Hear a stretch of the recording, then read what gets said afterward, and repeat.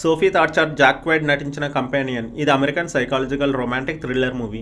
Jos, Iris super మార్కెట్లో ఒకరినొకరు చూసుకుంటారు. తర్వాత కొన్ని గంటలకి వీకెండ్ ఎంజాయ్ చేయడానికి రిమోట్ క్యాబిన్ అని పిలువబడే లేక్ హౌస్ కి వెళ్తారు. Lake house owner Sergey, Kat, Josh కు ఫ్రెండ్స్. అక్కడ వాళ్ళతో పాటు ఎలీ, ప్యాట్రిక్ కూడా ఉంటారు. ఆ రోజు రాత్రి పార్టీ అయిన తర్వాత ఎవరి రూమ్స్ కి వాళ్ళు వెళ్లి పడుకుంటారు. తర్వాత రోజు మార్నింగ్ ఐరిస్ లేక్ దగ్గర ఒంటరిగా ఉన్న టైంలో సర్గే ఐరిస్ ని అత్యాచారం చేయడానికి ప్రయత్నిస్తాడు. అప్పుడు ఐరిస్ తన దగ్గర ఉన్న చాక్తో సర్గే మెడ మీద పొడిచి చంపేసి జాస్ కి చెప్పడానికి తన క్యాబిన్ కి వస్తుంది. జాస్ ఐరిస్ చెప్పింది విని ముందు నువ్వు నిద్రపో అంటాడు. ఐరిస్ పడుకుని లేచేసరికి తనని చైర్ లో కట్టేసి ఉంచి తను నమ్మలేని ఒక భయంకరమైన నిజం చెప్తాడు జాస్. అదేంటంటే, ఐరిస్ నువ్వు అసలు మనిషివే కాదు, ఒక రోబోట్ వి. నా అవసరాలు తీర్చుకోవడం కోసం నిన్ను ఒక కంపెనీ నుంచి రెంట్ కి తీసుకుని నీలో లవ్ లింక్ ని యాక్టివేట్ చేసి నాకు కావాల్సినట్టుగా ఉపయోగించుకుంటున్నాను. నిన్ను నా మొబైల్ ఫోన్ తో ఆపరేట్ చేస్తానని చెప్పి పక్క రూమ్ లో సర్గే లవర్ క్యాట్ తో మాట్లాడడానికి వెళ్తాడు. సర్గే దగ్గర ఉన్న $12 మిలియన్ ని దోచుకోవడం కోసమే తనతో ఈ మర్డర్ చేయించారని తెలుసుకున్న ఐరిస్ చాకుతో తన కట్లను కోసుకుని జాస్ మొబైల్ తీసుకుని తనను తను ఆపరేట్ చేసుకుంటూ జాస్ సెల్ఫ్ డ్రైవింగ్ కార్ తో పారిపోతుంది. తర్వాత ఏమైంది అనేది రిమైనింగ్ స్టోరీ. ఈ మూవీ స్టార్టింగ్ నుంచి రొమాంటిక్ తో పాటు మంచి ఇంట్రెస్టింగ్ గా ఉంటుంది. దీంట్లో మొత్తం 2 రోబో మనుషులు ఉంటారు. ఒకరు ఐరిష్ అయితే మరొకరు ప్యాట్రిక్.